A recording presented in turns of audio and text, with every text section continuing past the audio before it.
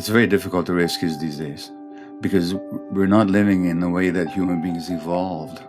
Like every animal evolves in a certain environment and context and is suited to that environment and context. If you want to understand elephants, don't study them in a zoo. Study them out in a forest or where they live, you know?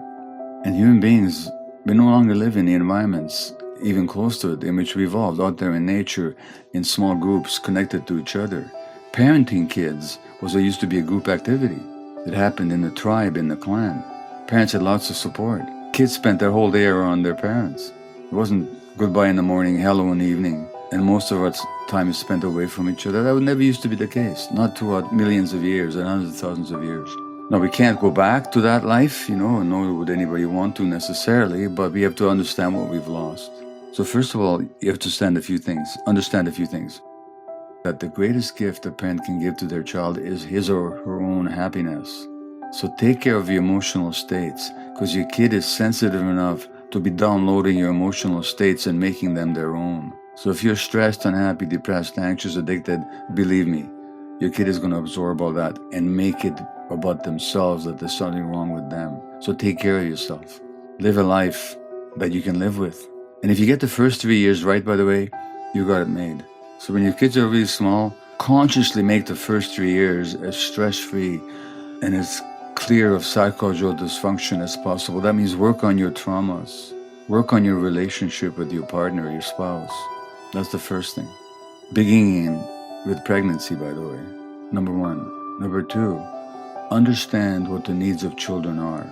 Needs of children are for unconditional loving acceptance in the context of a secure relationship where the child doesn't have to work to make the relationship work. The acceptance and the regard should be unconditional. Allow the child to have all their emotions. Whatever the emotions are, let the child have them, understand them. Don't force them to suppress their emotions. I'm not saying be permissive with behaviors. I'm saying don't force the child to suppress their emotions. Don't tell them not to be angry. Don't tell them to cheer up when they're sad. Validate the anger, validate the sadness. These are essential brain circuits for such feelings. Nature gave them to us for a reason. Allow the child to experience them. That way they can stay connected to themselves. Thirdly, there's a need for spontaneous free play out in nature. Get the hell away from these devices. Don't give a 1-year-old an iPad or a cell phone. Get rid of the screens in your house when your kids are small.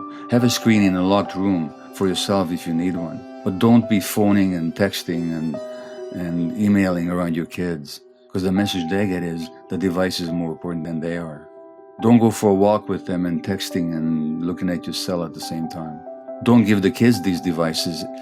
They've been documentably shown to interfere with the healthy development of brain circuits. This has been shown on brain scans. So if I was raising kids today, I wouldn't let them near a screen for years. On the other hand, I would encourage them to be outdoors, be with them, play in nature, spontaneous creative play. So these are the essential needs of children. I talk about them in this book. They're difficult to provide in this culture, because if you do any of this stuff, you'll be an outlier, because all your friends and all your kids' friends' parents will be on their cell phones all the time. So you have to make a decision not to buy into the false values of this, what I call this toxic culture.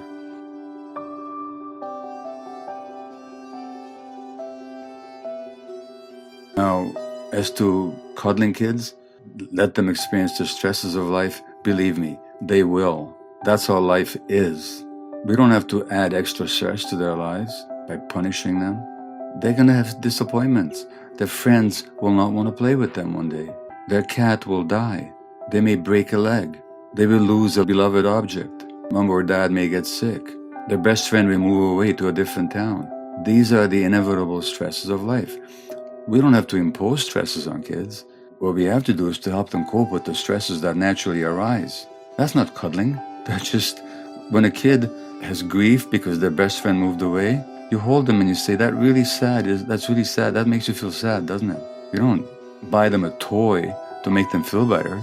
You let them have their sadness, but you support them in that sadness. So parents who cuddle their kids, try and protect them, try and bribe them, they're not helping their kids. But neither are parents helping their kids who punish their kids or who force their kids to suppress their natural emotions.